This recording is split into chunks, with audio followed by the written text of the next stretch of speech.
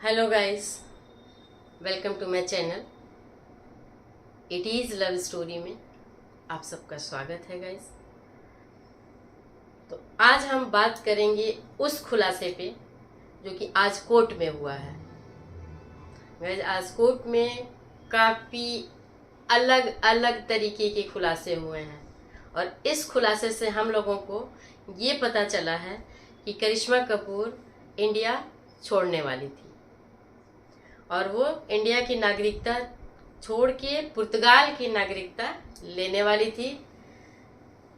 और अब रीज़न तो गाइस क्या था ये तो कोई एक्चुअल नहीं बता सकता, एक्यूरेट नहीं बता सकता कि क्या रीज़न था, इंडिया में रहने में क्या दिक्कत थी और वहाँ कौन सा वो बिजनेस कर रही हैं कि वहाँ जा कर के उनको रहना था। लेकिन जो कोर्ट में चैट के माध्यम से, व्हाट्सएप चैट, रिटर्न जो भी सबूत थे, क्योंकि डेथ के बाद संजय कपूर का मोबाइल जो है प्रिया कपूर के पास ही आया होगा और उस मोबाइल के अंदर जितने भी चैट्स होंगे वो सारे प्रिया को पता होंगे, वो सारी बातें प्रिया कपूर को पता चल गई होंगी।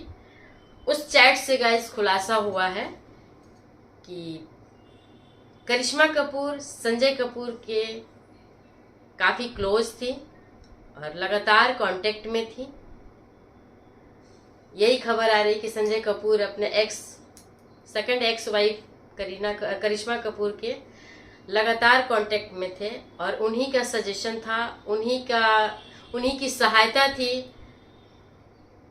पुर्तगाल में शिफ्ट होने की। बच्चों के साथ करिश्मा पुर्तगाल में शिफ्ट होने वाली थी। तो गाइस, संजय कपूर जो हम लोग बात कर रहे थे कि संजय कपूर करिश्मा के करीब आ रहे थे और करिश्मा और संजय करीब थे, और ये बात आई थिंक जब सारी दुनिया को पता होगी तो प्रिया सचदेव को भी पता होगी, क्योंकि वो घूंघट निकाल के घर में रोटी बेलने वालों में से तो है नहीं, क्योंकि बाहर की कुछ पता नहीं है। और जो इतना तेज तर्रार होता है वो हर चीज़ की नॉलेज रखता है, हर चीज़ पे नज़र रखता है। तो ये बातें प्रिया कपूर को भी, प्रिया सचदेव को भी पता होगी और कहीं ना कहीं यहीं से इन लोगों की मतभेद भी शुरू हुए होंगे और यहीं से फाउल प्ले की आशंका जताई जा रही थी और जताई जा रही है अभी भी। बेशक ना हो, लेकिन होता ना कि हर चीज़ को एक शक की नज़र से ज़रूर देखना चाहिए। आज का समय नहीं है कि ब्लाइंड फेथ करने का, ये वक्त ही नहीं है। किसी पे भी ब्लाइंड फेथ नहीं करना चाहिए, चाहे वाइफ हो चाहे हस्बैंड हो। करो, आपको ट्रस्ट है तो करो, लेकिन अंधा नहीं, ब्लाइंड फेथ नहीं। तो अब इसमें सहयोगी थे संजय कपूर, करिश्मा और दोनों बच्चों को शिफ्ट करने के लिए पुर्तगाल में। तो गाइस, ये तो बिलियनियर थे ही, अरबपति थे ही और मल्टीपल कंट्रीज में इनका बिजनेस था। सोनाकॉम स्टार की ब्रांचेस थे और भी इनके कई काम थे। इन्होंने और भी इलेक्ट्रॉनिक्स व्हीकल्स के लिए भी और भी कई सारी चीज़ें किया हुआ था। तो करिश्मा कपूर को भी एज ए फैमिली ऐसा लग रहा है कि एक ऐसी जगह पे सेट करना चाहते थे जहां से वो कई ऐसे बिजनेस की हिस्सेदारी मिल सके उनको और यहाँ के लोगों से दूर, क्योंकि यहाँ पे सबकी नज़रें होती हैं छोटी छोटी चीज़ों पे, कौन कहाँ क्या कर रहा है उसमें बहुत सारी चीज़ें बहुत टाइम बाद पता लगती हैं। तो जो लोगों का अंदेशा था, जो यहाँ की लोकल मीडिया जो देख रही थी, जो खबरें 2 साल से चल रही थी, 2-2.5 साल से चल रही थी, वो कहीं ना कहीं सच होती दिखाई दे रही है। और आज यही प्रिया सचदेव ने कोर्ट में दिखाया और सबके सामने दिखाया। और पैसे जो भी ट्रांसफ़र हुए हैं, चाहे वो करिश्मा को हुए हों चाहे बच्चों के लिए हुए हों, वो सारे सबूत मोबाइल में है, जो कि कोर्ट ने उस मोबाइल के सारे सबूत को अपने अंडर में ले लिया है। और ये अगली सुनवाई जो होगी इसकी 9 अक्टूबर 2025 को है, नेक्स्ट मंथ में सुनवाई है। तो गाइस, जो तोशनीवाल से शादी की बात हम लोग कर रहे थे कि करिश्मा की शादी तोशनीवाल से नहीं हुई, टूट गई, हम लोग गेस कर रहे थे ना कि कहीं ना कहीं संजय कपूर ही रिस्पॉन्सिबल है उस शादी को नहीं होने देने में, क्योंकि वो करिश्मा के करीब आ चुके थे और प्रिया गोल्ड डिगर है ये समझ चुके थे।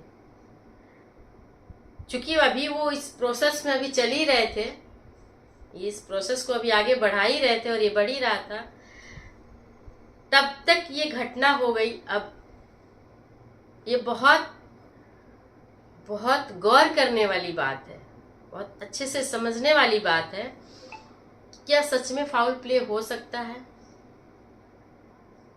क्योंकि ये कंफर्म है कि अगर ये प्रॉपर्टी संजय कपूर नहीं रहते हैं और ये प्रॉपर्टी की सारी मालिकाना हक प्रिया कपूर को जाएगा, प्रिया संजय कपूर को जाएगा, तो क्या इसमें कुछ ऐसी चीजें डीलिंग किसी की है?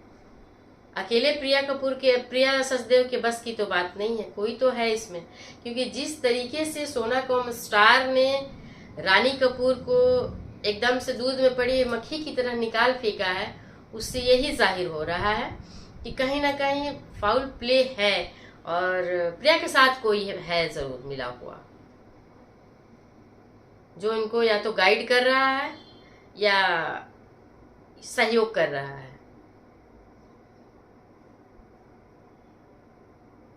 नहीं तो जो मदर है, कंपनी की मदर मान सकते हैं ना रानी कपूर को, जब तक जिंदा है उनको दूध में पड़ी हुई मक्खी की तरह से निकालने का मतलब क्या? प्रॉपर सोनाकॉम स्टार के जो अधिकारी हैं और जो अधिकारी हैं उनको क्या पड़ी है इस तरह से, बोलते हैं ना, इमोशनलेस स्पीच देने की।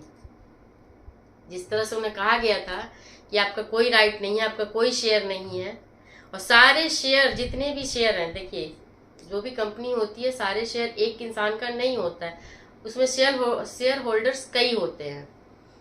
जिसके पास शेयर होल्डिंग ज्यादा होती है वो मेन कंपनी का कर्ता धर्ता होता है। तो अभी तक संजय कपूर थे, उनके पास शेयर होल्डिंग ज्यादा थी।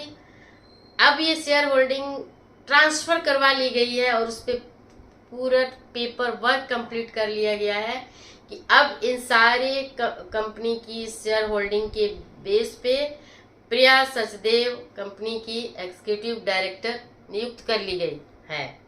इतनी जल्दी, क्योंकि संजय कपूर यंग एज कह सकते हैं, 53 साल और 50 साल की एज कोई बहुत नहीं होती है, और एक 9 साल की शादी में हस्बैंड का डेथ हुआ है, वो भी दूसरी शादी थी। उस समय इंसान शो हो रहा था कि बहुत गमगीन है, वो बाहर नहीं आ रही थी, और जब इतना गम था, बाहर नहीं आ रही थी, संभाल नहीं पा रही थी, तो ये गेम ये रच कौन रहा था? सफायरा के नाम पे 12,000 करोड़ की प्रॉपर्टी जो ट्रांसफर हुई है, ये प्लानिंग एक दिन की तो हुई नहीं होगी, 1 घंटे में तो हुई नहीं होगी।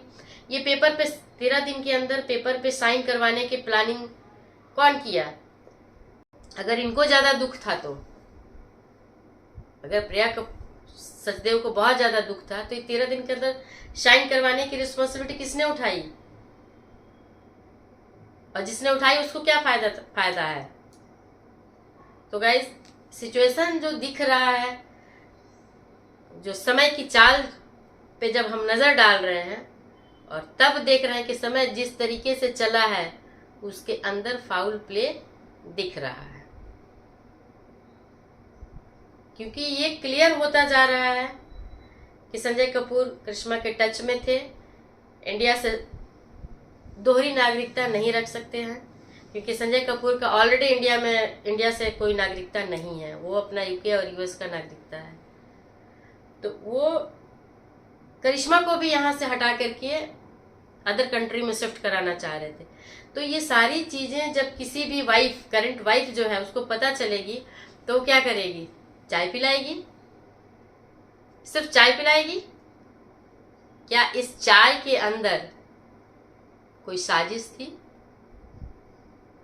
जो ये दिखा रही है कि हाँ, रिश्ते हम दोनों के बहुत अच्छे हैं, हमारी ब्लेंडेड फैमिली एक है, और इसी बीच कुछ काम हो गया, बोलते हैं ना कि मीठी छुरी चला दी गई, प्यार से कर दिया गया काम। तो गाइस, इसीलिए बोल रहे हैं कि किसी पे भी ट्रस्ट करना आज के टाइम में बहुत मुश्किल काम है। तो बाय बाय गाइस, मिलते हैं फिर से नेक्स्ट किसी ब्लॉग में। बाय।